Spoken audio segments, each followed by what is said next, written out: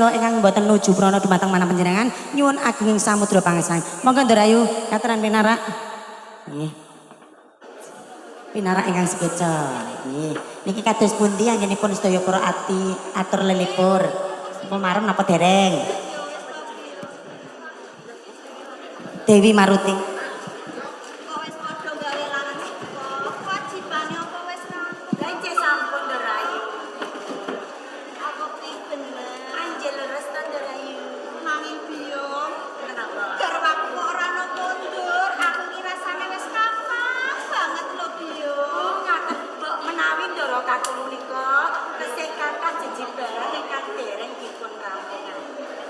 Dipun tenggo sawetawis ning atiku rasane kebiyo tansah kangen lan kangen kalpangane ndoro kakung ngalah panjenengan menika lho ditilar sekedhap mawon kanten gawe ndoro lho wong kanten anyar kok yo anjir mboten maido kula riyen nggih ngoten nek ditinggal sedelak mawon kapan kalian ingkang ganteng masa nggih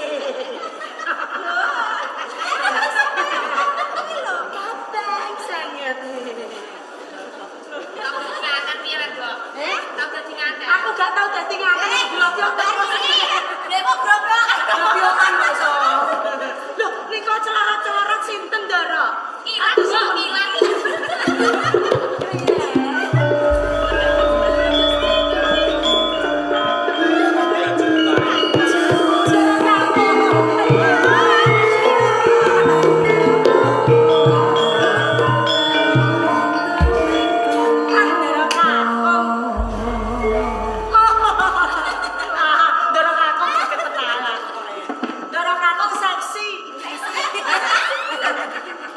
seksi dan montak. Iku laluwe tablek.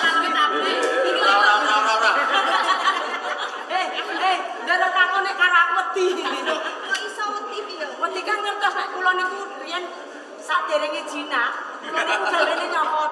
Saiki wis jinak. Jinak pun disuntik jinak kok nggih. Anak-anakmu durung kasus ora dhisik kok. Ayo, Nduk, aja ganggu. Iya, cerita. Kang Mas. Sesune pangapurane diajak. Yen to sabetinane Kang Mas tansah ninggalake marang sliramu. Ora teges Kang Mas mira tresna marang sliramu ki ora. Mergo akeh kewajiban seputar rampung. Kanthi sabetinane ninggalake marang sliramu. Jih menika mboten menapa-napa kok Kang Mas. Diajak. Rumangsa bungah sajroning ati. Wis kelakon aku bisa barengan marang sliramu. Ora ana wong wadon kang bisa ngratoni atiku mung kejaba sliramu. Kula siji penjaluk iki ajeng. Tresnana aku kanthi lair tandes ing batinmu. Aja nganti mandeg mangu anggon tresnane marang Kang Mas. Tresna kula menika lair batin kok Kang Mas. Ya. Salumayan bumi sakur ping langit.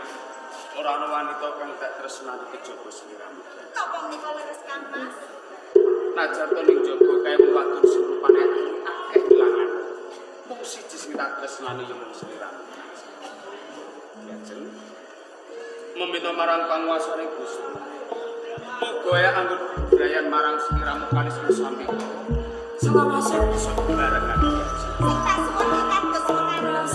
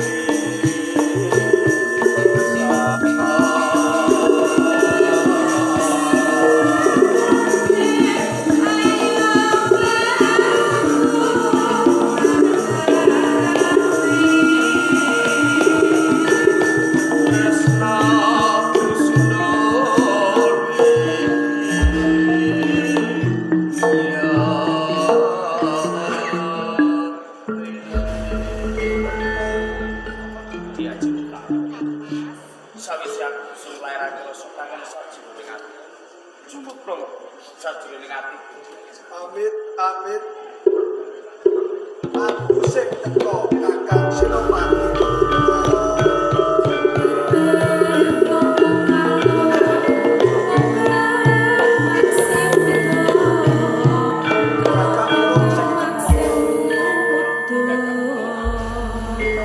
Tenane ndadekake tandha pitakon sajroning ati.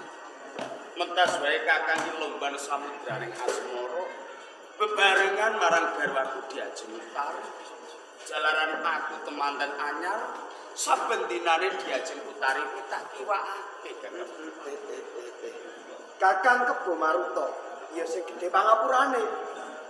Nggonku temeka ngganggu Kakang Kebo Maruta lagi padha rerembukan antuk katresna. Ora dadi boyo pangok.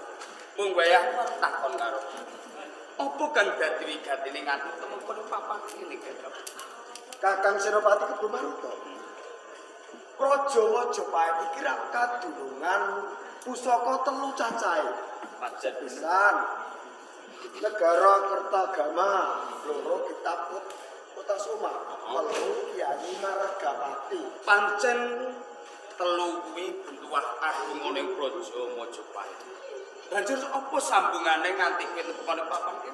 Telu-teluning pusaka sing mapan ana ing gedhong pusaka iki dina ilang. Ilang.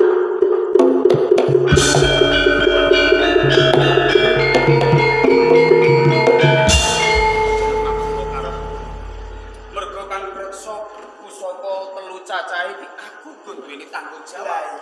Yen to nganti iki dina ilang saka plangkanan Praja Majapahit, mestine aku go bakal nampa pidana, Kakang. Nyatane akeh senopati prajurit uga padha goleki menyang di papan dununge maling sing nyolong ki mau. Bali glendang tanpa ana kabar. Nanti sinuwun Prabu Hayam Wuruk utusan marang Kakang Kebo Maruta lumantar aku. Utusan marang aku. Iki dina kang supaya mupati. Telu-teluning pusaka sing ilang saka gedhong pusaka kuwi mau. Kakang Wuluk. Aku bakal sagu sumaku golek bentuah ana ing Praja Majapahit kang iki dina ilang saka plangkan.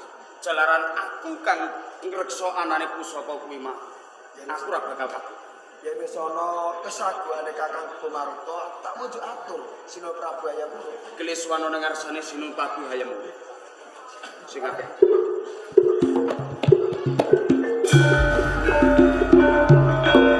Ya cerita.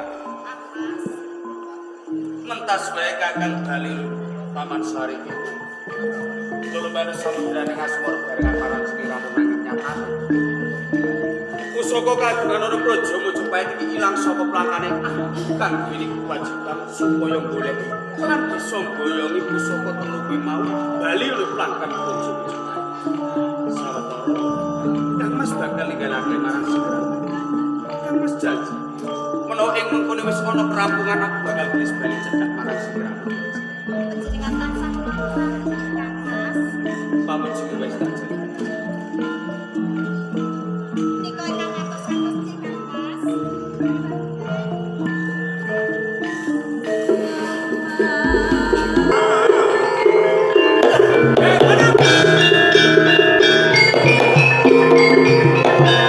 Wayah kekemliwer ana Praja Majapahit sapa sing dadi aran. Lan pawongan saka ngendi? Yen kowe kepengin ngerti kelawan aku warungku dalem saka ing Praja Pasundan Rang Yuda. Rang Yuda. Yen kaya ngono aku bisa ndakwa karo kowe sing nyolong bentuah ana ing Praja Majapahit. Ora selak suminggah pancen aku sing nyidra pusaka ing Majapahit. Rang Yuda, Apa abang? tak jaluk pusaka kuwi. Bakal tak boyong ana Praja Majapahit. Ndak wulungake nanging yen to ndasku wis pisah karo Kelakon mati sultanan kowe.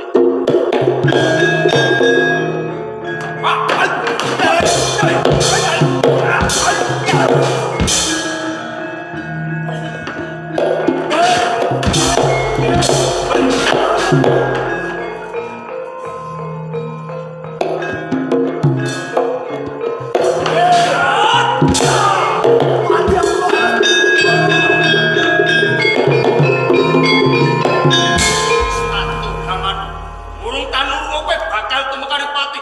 Rang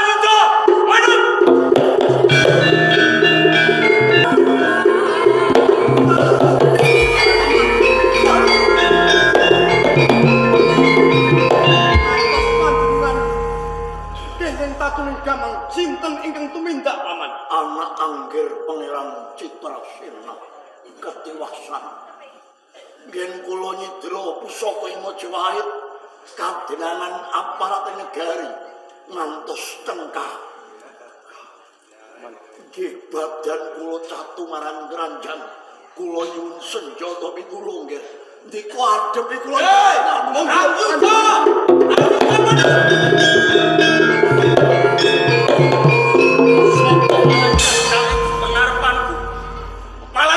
Ketemu karo Rangga. Aku Citrasena, putra sesembanana ing Pasundan. Bali sapa kowe? Aku Maruta sing dadi aran. Maruta. Nganti aku nyandhek lakumu.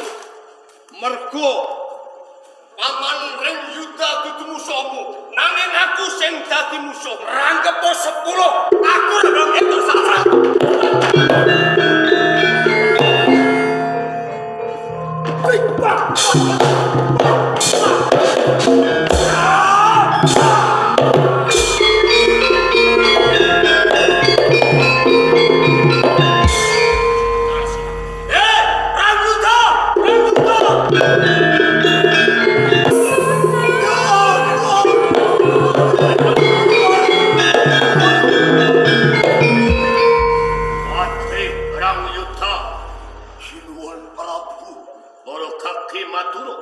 Ngaturaken ketiwasan Sinuwun Prabu ingkang putra Pangeran Citrasena pecah wonten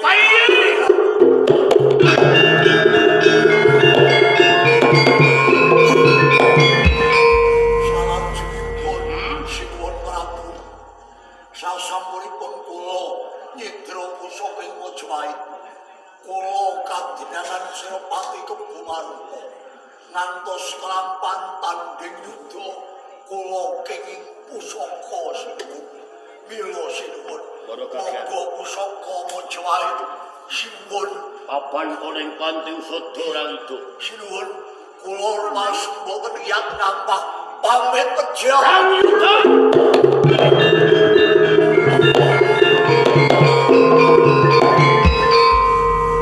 Sawetara balak rukti kunar Pangeran Yuda Citra.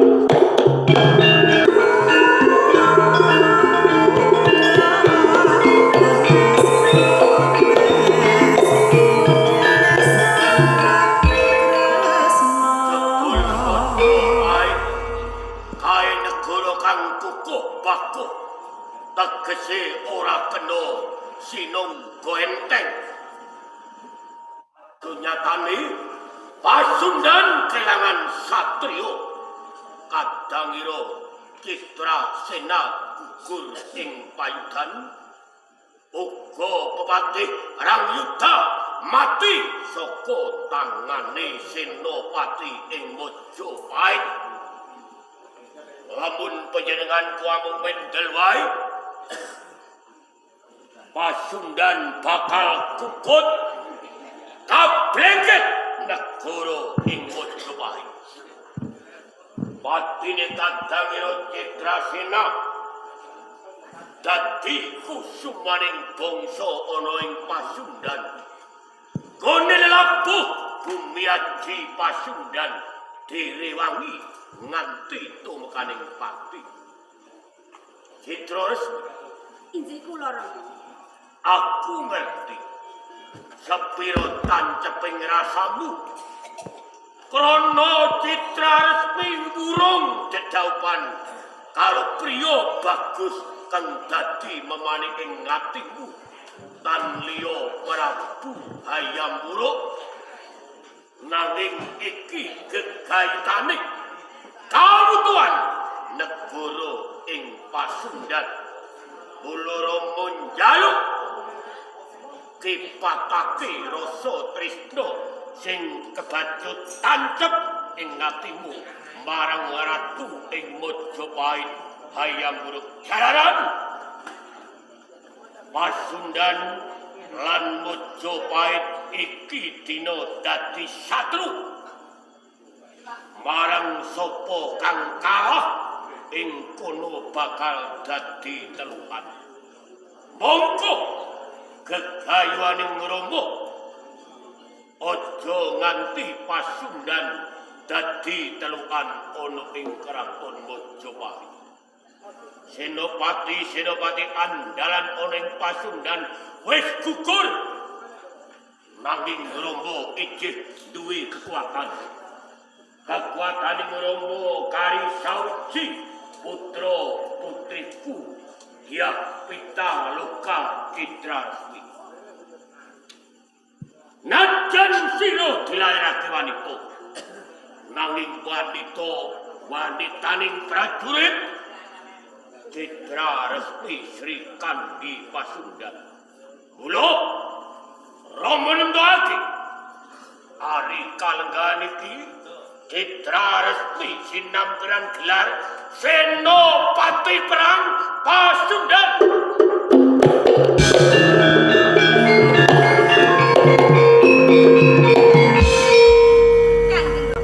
Citrasmi menawi ngaten sak saged kula sabela bumi aji Pasundan kepareng nyuwun pamit kula madheg Senopati mongko dhisik Citrasmi. kados pundi Rama? Jroning peperangan kae kudu gunakake akal. Lamun peperangan amung gunakake akal, mbok menawa angel entuk kamenangan mungsuh Senopati Majapahit. Mula jroning Citrasmi maju perang ana ing ora-ora Mandalayuda. Rila aja nggunakake sanjata perang krana Citrasmi duwening pusaka sing ampuh kanggo ngalahake musuh. Ngerti sing Rama kersake? Dereng Rama. Kowe dadi prajurit Rang Dimas pamiluto ayumu pasuryanmu kang ayu kena kanggo ngalahake kekuatan ana ing kraton Majapahit mara gage tindakno Citrasmi. Ngestakaken dawuh panjenengan nyuwun pamit.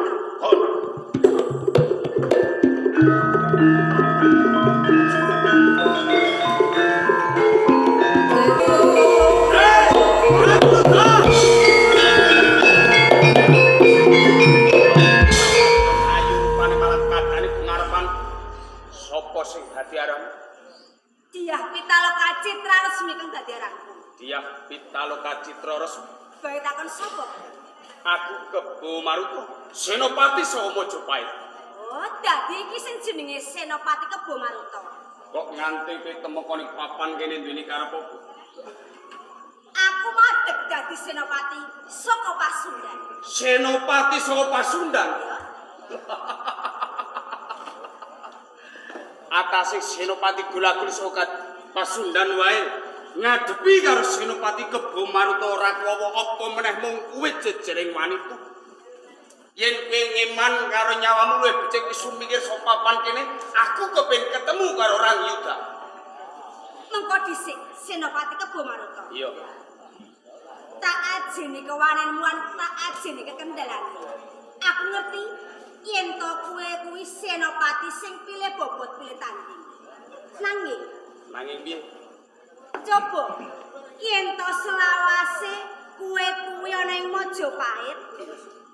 Selawase uripmu mung trima dadi Senopati. Lah iya to? Kok kowe duweni tembung sing kaya ngono karepmu kepiye? Iya wae.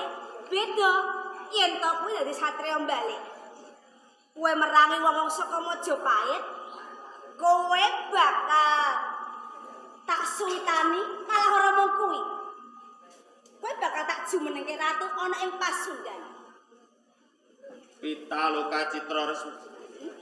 Apa bener sekabehing tembungmu menawa aku dadi satriya balik wong saka Pasundan menawi wong praja Majapahit ing mengkone aku bakal jumeneng ratu ana ing Pasundan saya aku bakal gawe karo Coba selawase uripmu yen to ana ing Majapahit, kowe mung trima dadi senopati lan senopati.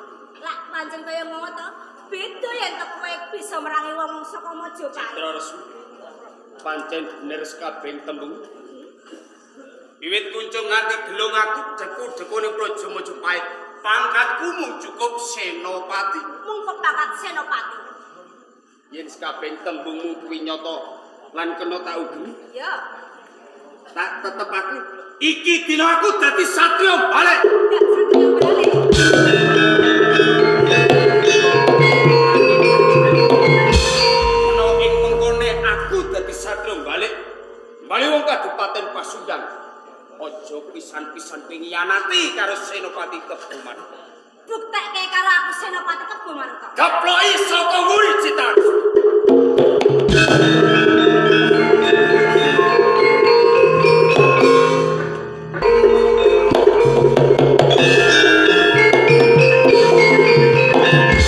Kakang Kebo Maruta. Apa wis bisa nemokake telu-telune pusaka sing ilang saka gedhong pusaka Majapahit? Aku wis ngerti. Wis ngerti? Cumondoke pusaka kadonan Praja Majapahit iki dina cumondok ana ing kraton Pasundan. Yen ngono wis kok gawa Kakang Kebo Maruta. Kok malah gunuyu? Rungokke tembung. Gagal lawuh. Wiwit kuncung nganti gelung aku karo kowe mung pangkat senopati. Nganti mati pangkate ya cukup senopati. Nanging beda. Yen aku gelem dadi satriya balik mbaluhi wong saka Pasundan merangi wong Majapahit, uripku bakal mulya saya-saya. Aku bisa dadi ratu ana ing Pasundan. Jalan Aku durung tanggap. Mbok yo bloko satrane ono kedadian apa Kakang Kebo Maruta? aku dadi satriya balik. Kakang.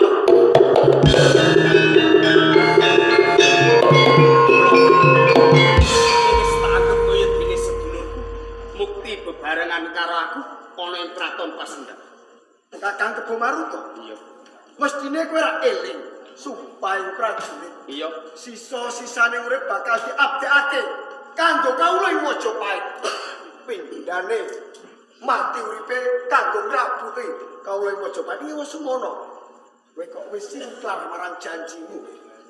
Yen kowe netepi sumpah dadi senopati ana Praja Majapahit, uripmu musprong lempara tanpa guna. Wong urip ning jagat digoleki urip kepenak lan kepenak. Kepenake mapane ana ing kraton Pasundan mula tak jaluk kowe manut karo aku. Uripmu bakal mulya. Dudu kaya ngono kuwi sing tak karepake.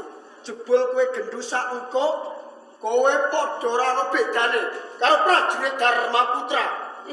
Rayuyu, ra banyak jebul kowe dene kowe. Pancen ora tak selahi. Aku kedaran pangkat derajat. Aku kepen urip mulya. Kowe gelem tak rangket tak sowanake Majapahit apa kelakon pepitungan karo aku? Ayo, yen pancen kowe bisa rangket karo aku. Wis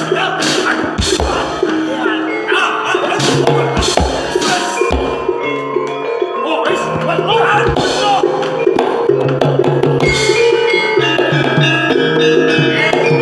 kakalamu maturo marang sesembah.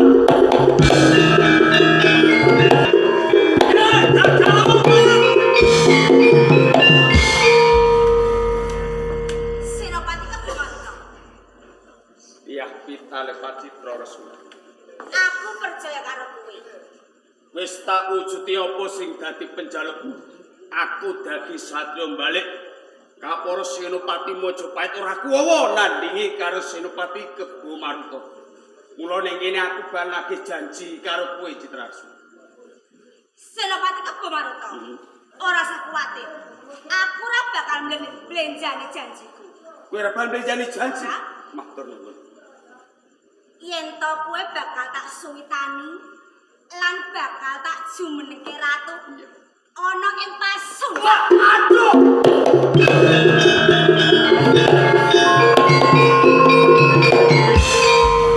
Citra Resu. Kegedean rumangsa Kowe kowe. wis khianati karo aku.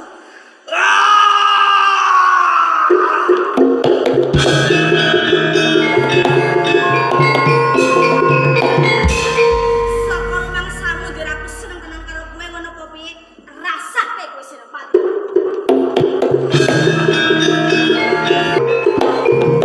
Ah!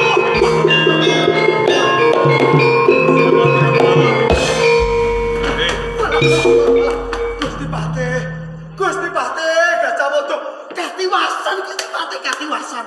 Sarana piye? Ditoto angkane. Lakon ana apa? Cilaka nyuwun sewu. Cilaka ana apa? Katiwasan. Senopati Kebo Maruta malih tinggal wedal sakmenika. Kebo Maruta malih tinggal. Nggih. Sabanjure Wedal sakmenika Senopati Kebo Maruta gugur.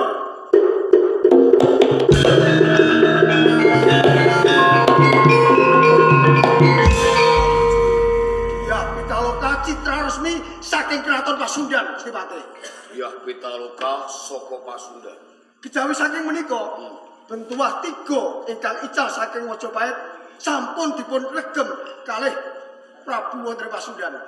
Yen pancen kaya ngono, pusaka telunemu Sridra Ngaten. Calon Keparing nyuwun tabih pangestu Gusti Patih.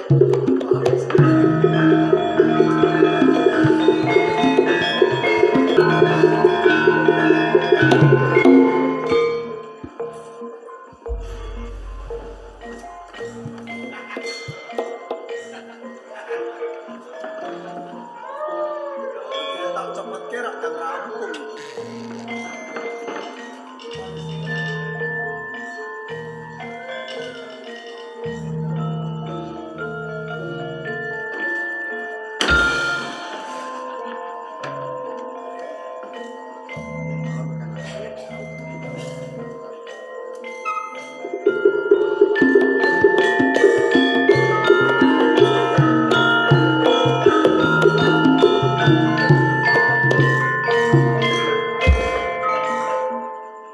Pancen bener aturi prajurit Dharma Putra para banyak arayu para bangsa menawa pusaka telu Majapahit kae dudu pusaka sembarangan para bawane ngidap-idapi rasane sepi mampring.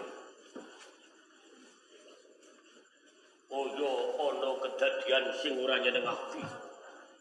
Balo!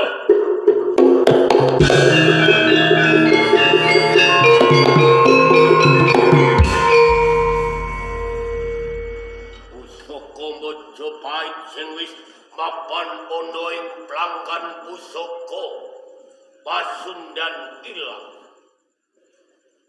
Mongko ora ana titikan tembok jebol ondo semende. Mesti ana maling julid. Waduh. Racake iki kewan asu apa kewan apa? Nanging telapakane kaya telapakan manungsa. Ning nek dideleng lacake mlakune kok mbrangkang. Apa menungso ndase kewan apa piye? Woi, layak julik. Wong mlebu ana ing pelangkan pusaka Pasundan nyolong pusaka Majapahit negara Kertagama Sutasoma Kiai Margapati yen kaya ngono Senopati Pasundan Sri Paduka Maharaja Sembal Gija ana ing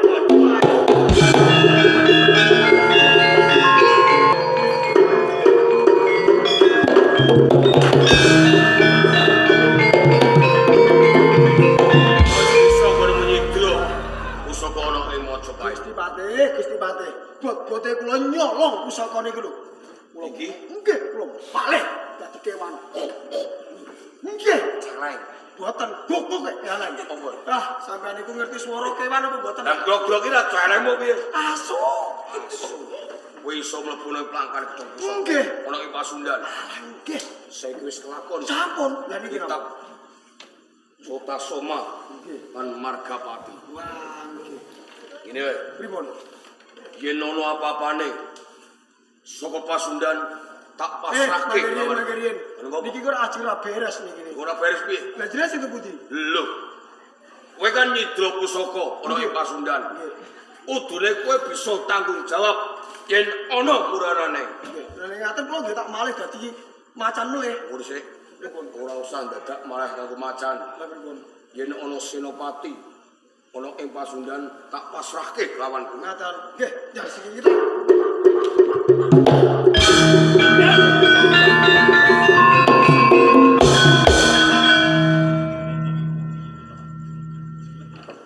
Tak sawang Mancala putra Mancala putri.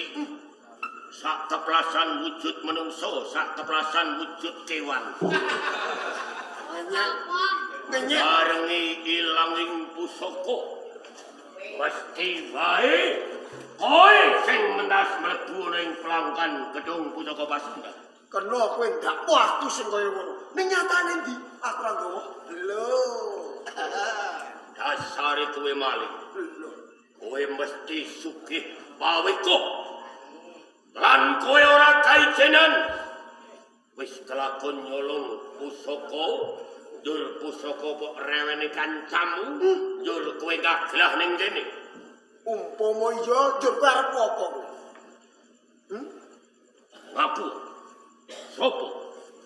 Aku Tapi Gagak Wulung, Senopati Majapahit. Rono. Kowe ora bakal bisa bali ana ing kraton Majapahit. Mergo kowe kekuatan ana ing Majapahit. Kakak sapa? Wulung, Gagak Wulung. Kakak Wulung. Kowe wani nyolong pusaka ana ing Majapahit. Ora urung kowe meni anteki Gajah Mada. Ya ora? Ora tak selai. Iya, njur arep apa? Gajah Mada kaya wong bodho. Kaya ngene diangkat dadi prajurit bayang ning Majapahit. Aku kepengin jajal sepiro kekuataning bayang kara Majapahit. Aku mbok anggap anak-anak kapuk kok piye mbok entengke. Lho. Ini lah Senopati, bendino lihat ora bloroko. Kok mbok entengke sajane. Samblut sendi aku ora sikar merapat sembah kelamaan.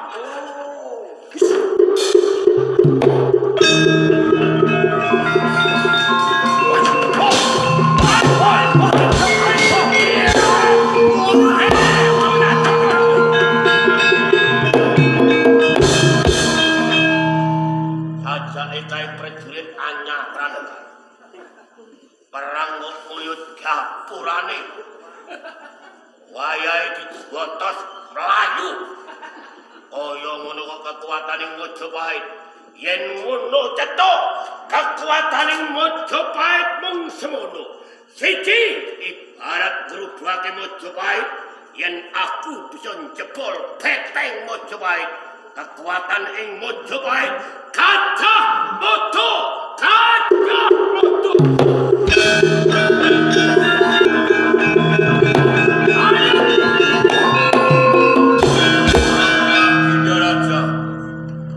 Pasundan. Atih Gajah Mada menungso kang demen darbeni kegayuan kang ngaya-wara iki dapurang. Kok kowe bisa yen panjongkoku ngaya-wara nyawijike Nuswantara. Wong Majapahit kena tipu dayamu. Hayamura kena tipu dayamu. Wis sumpah palapa ana ing sangisoring Gapura Wilwatika. Wong kang mangkungkongan kon sumpah kepengin nyawijake Nuswantara. Manungkul ana ing bumiaji Majapahit saengga kelakon dedau paning putriku Citraski lan Hayamura urung kabeh kuwi saka guna wewe kamu. Dara caram ketemune temanten ana ing ora-ora bubat. Mongko ora-ora bubat kuwi papan payudan. Yen kaya ngono, urunging dedaupaning temanten sing ana tetandingan antaraning kekuatan ing Majapahit Gajah Mada lan Sri Paduka Maharaja. Rehning wong-wong ana ing Pasundan. Ora gelem manungkul ana ing kraton Majapahit. Sumpah palapa. Iki bakal kabukten Pasundan kudu manungkul ana ing Majapahit. Aja ngipi sajroning melek lamun durung gemblundung sirahe. Tripa dupa.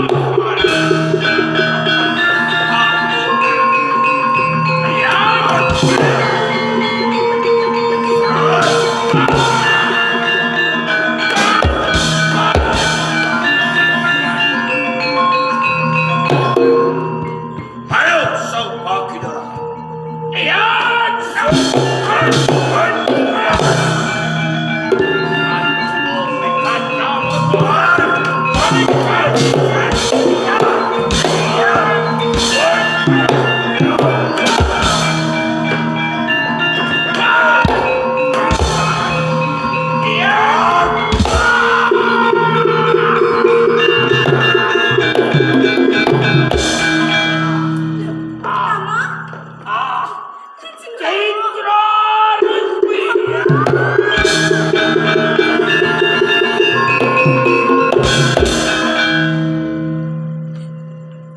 Gajah Mada. Pitaloka. Kabeh iki gara-gara kowe Gajah Mada. Nganti wong tuaku lan sedulurku ngati korbane.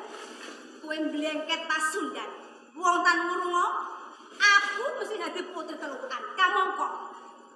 Yen to nganti aku dadi putri telukan, aku ra kuat nglakoni katimbang kaya luwih becik aku mati.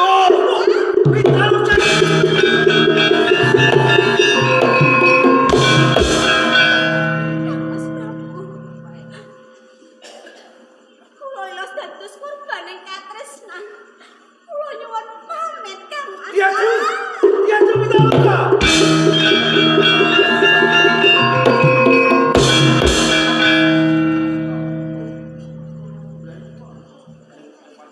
Paman Gajah Mada.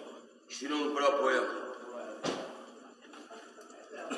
Goro-goro panjenengan sumpah kepengin nyawijikake Nuswantara saengga kula ingkang dados korban jalaran cabar anggen kula badhe didhaupan kalian Pitaloka Citrasmi.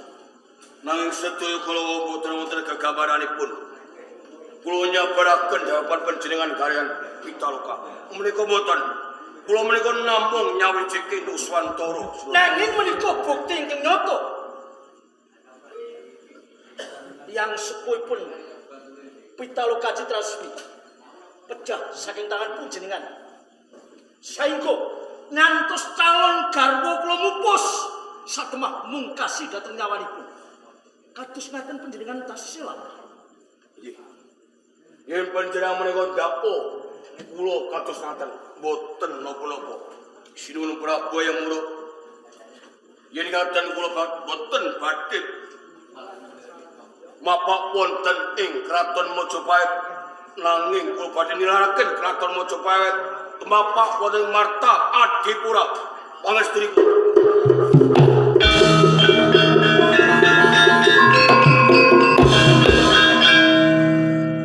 Kula kabeh dimawis pinesti.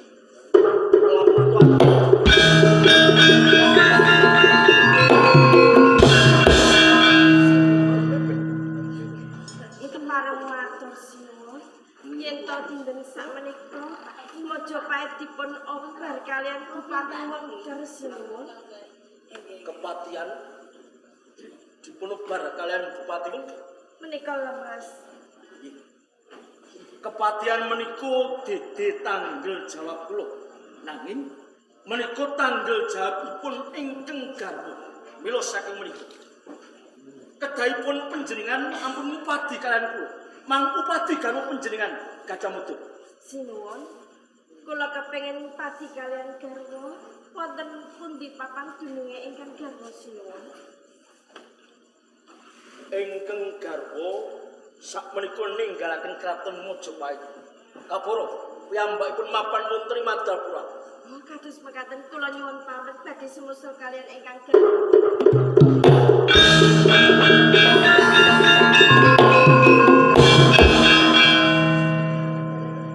Sinuwun Prabu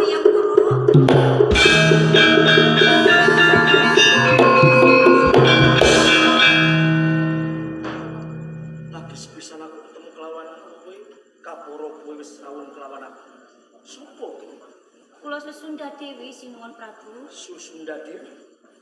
Jurunu wigati opo saengga kowe golek iklawan aku? Kula kepengin munggah-munggahi panjenengan sinuwun.